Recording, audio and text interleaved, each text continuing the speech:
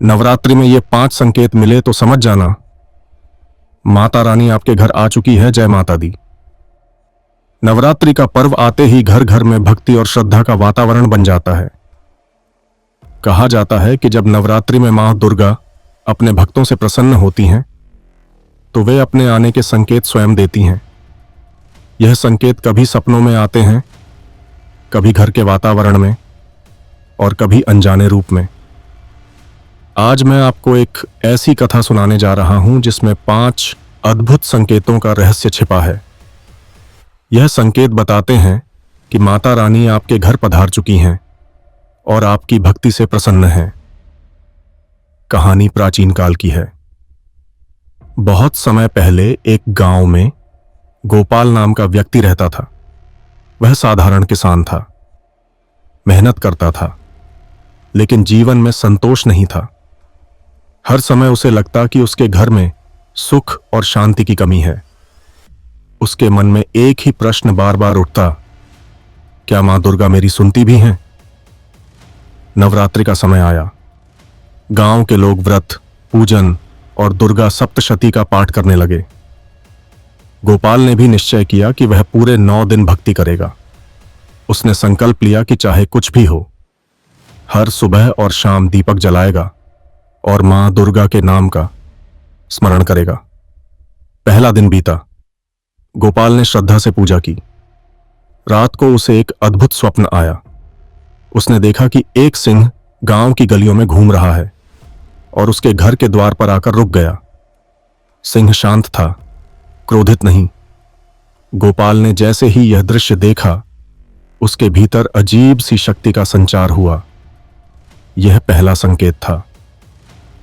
कहा जाता है कि नवरात्रि में यदि स्वप्न या ध्यान में सिंह दिखाई दे तो समझ लेना चाहिए कि मां दुर्गा आपके द्वार तक आ चुकी हैं, क्योंकि मां का वाहन सिंह ही है। दूसरे दिन गोपाल ने देखा कि उसके घर के आंगन में बिना बोए तुलसी का छोटा सा पौधा उग आया है। वह चकित रह गया। पत्नी बोली, यह कैसे संभव है? तब गांव के बुजुर्ग ने कहा, वत्स, यह दूसरा संकेत है। जब देवी प्रसन्न होती हैं तो वे अपने आगमन का आशीर्वाद देने के लिए घर में पवित्र पौधे उगाती हैं। यह इस बात का प्रमाण है कि मां अब तुम्हारे घर में विराजमान है। तीसरे दिन शाम को जब गोपाल ने दीपक जलाया तो आश्चर्यजनक रूप से वह दीपक लगातार जलता रहा। तेज हवा चली, वर्षा हुई, परंतु दीपक बुझा नहीं। उसकी लौ स्थिर और उज्जवल थी। यह तीसरा संकेत था। दुर्गा सप्तशती में भी कहा गया है, यत्र यत्र च नित्यम दीपो जलते सदा तत्र तत्र मम वासः भवति निश्चितम।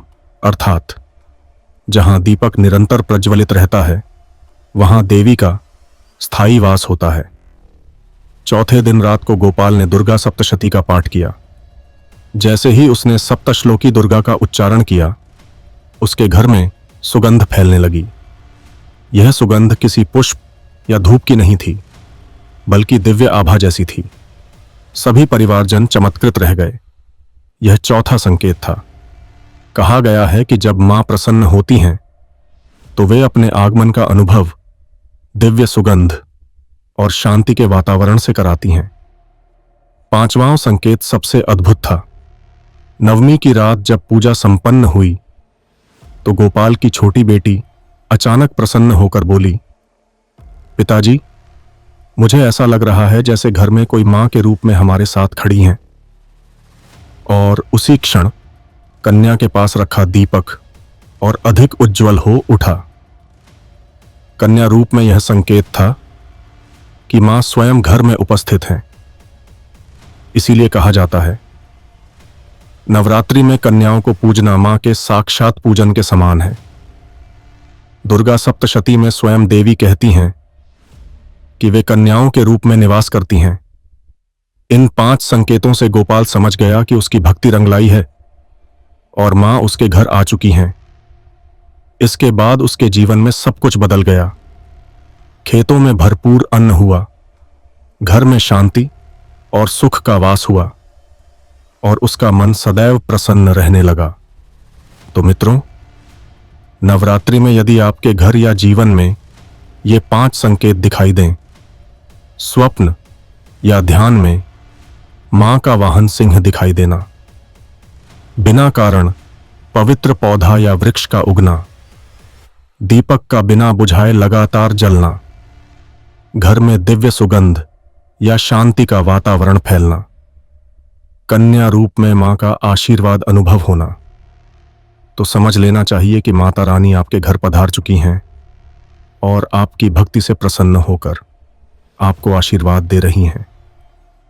नवरात्रि केवल उपवास और नियम का समय नहीं है, यह वह समय है जब मां अपने भक्तों की पुकार सुनती हैं और संकेतों के माध्यम से उन्हें यह आभास कराती हैं कि वे उनके साथ हैं। जय मां दुर्गा, जय मां अंबे।